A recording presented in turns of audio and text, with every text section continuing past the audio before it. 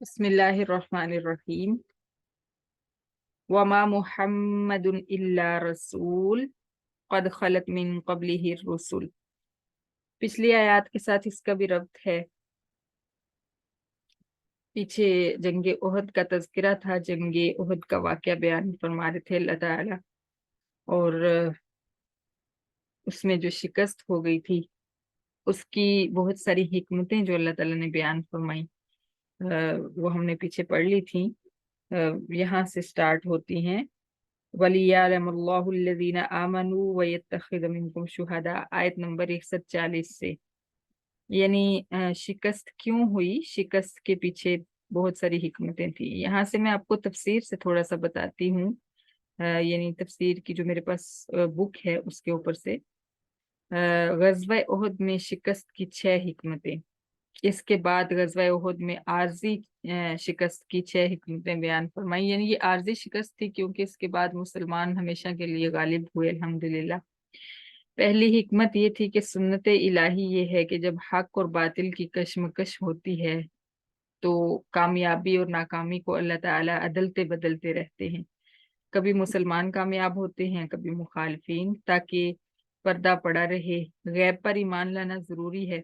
अगर हर जंग में मुसलमानों का हाथ ऊंचा रहे तो बात खुलकर सामने आ जाएगी कि हक यही है। इसलिए अल्लाह ताला पर्दा डाले रहते हैं, कभी मुसलमान गालिब आते हैं, कभी काफिर। हिरक्कल ने भी यही बात कही थी कि अंबिया का भी इम्तहान होता है, मगर अच्छा अंजाम उन्हीं के लिए है। दूसरी हिकमत, अल्लाह ताला मोमिनीन और मुनाफिकीन के दरमियान इम्तियाज करना चाहते थे।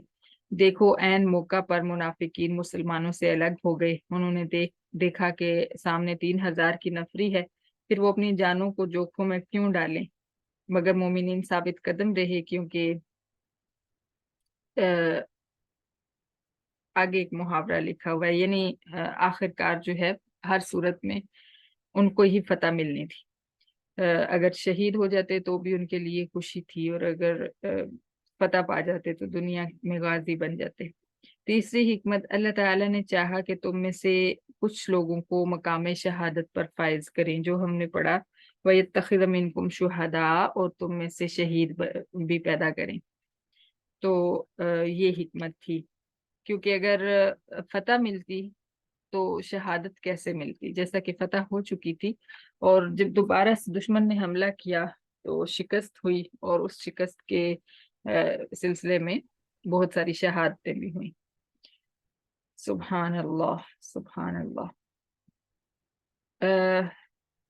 आर्जी शिकस्त की ये आखिरी 2 हिकमतें इस वजह से नहीं हैं कि अल्लाह ताला को जालिम लोग पसंद हैं इसलिए इनको कामयाब किया। वो तो अल्लाह के नज़दीक मबगूज हैं, चुनाचे उनको ईमान और शहादत के मकाम से दूर फेंक दिया। असल हिकमत मोमिनीन को आस्तीन के सांपों से बचाना और मोमिनीन को ईमान का सिला देना है।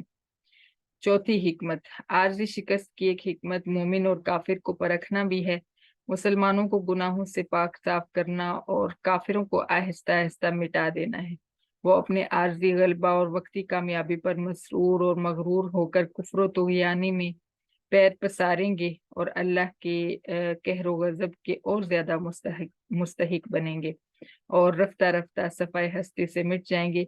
इस तरह इसलिए ये आर्जी शिकस्त मुसलमानों को हुई, वरना अल्लाह ताला काफिरों से राजी नहीं।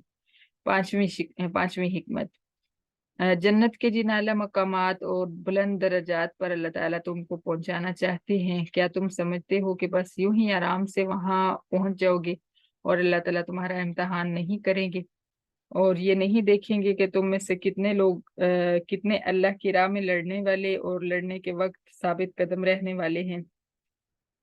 ऐसा ख्याल दिल में मत लाना। मकामाते आलिया पर वही लोग फायज होते हैं जो खुदा की राह में हर तरह की सख्तियां झेलते और कुर्बानियां पेश करते हैं।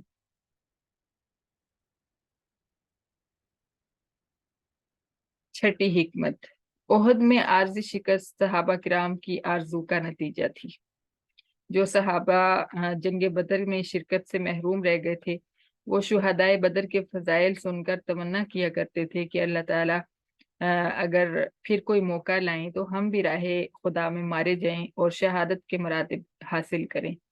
انہی حضرات نے مشورہ دیا تھا کہ مدینہ سے باہر نکل کر لڑنا چاہیے۔ ان کو بتایا کہ جس طرح کی تم پہلے تمنا کیا کرتے تھے وہ تمنا آنکھوں کے سامنے آ گئی ہے، تو اب افسوس کیسا۔ اور مقام شہادت عام طور پر کامیابی کی صورت میں ہاتھ نہیں آتا، شکست کی صورت میں ہی آتا ہے۔ اب یہاں پہ اللہ تعالیٰ فرما رہے ہیں وَمَا مُحَمَّدٌ إِلَّا رَسُولٌ،